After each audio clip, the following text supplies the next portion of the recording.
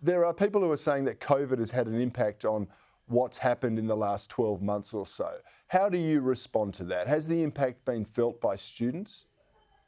Look, there's no doubt that in some cases, COVID certainly has had an impact upon students' experiences. But to date, the evidence just does not point us consistently to show that there's been educational harm done when it comes to academic outcomes. That, in some respects, is really good news. But it also means that COVID can't be used as an educational scapegoat for outcomes that are poor. The poor learning outcomes are the result of a learning loss that's been 2 decades in the making, not one that's related to the pandemic. Yeah, you're exactly right. It's been 2 decades in the making.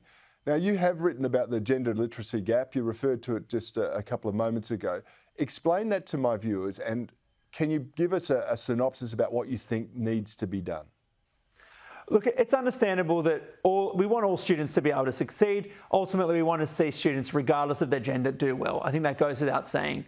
But what we have identified over recent decades has been a lot of energy and attention focused upon the gender gap we observe in mathematics and in STEM. And this is where boys do tend to outperform girls. And if we look at the Australian data, at year 9, NAPLAN tells us that boys achieve around 5 months ahead of where girls are at in numeracy.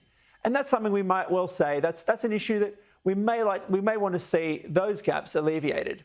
However, there's a much greater equity gap that doesn't get anywhere near that same attention. That's the gap in reading and in writing. When we look at reading results, again in year 9, NAPLAN tells us that the average boy is around a year behind the average girl, and in writing that's approaching 2 years. There's more than 1 in 5 boys in year 9 who don't reach the national minimum standard in writing. Now, these students will have significant difficulty when it comes to being able to clearly express themselves and understand written texts in the kind of way we know is essential if they're going to have any hope of being successful in future employment or future study.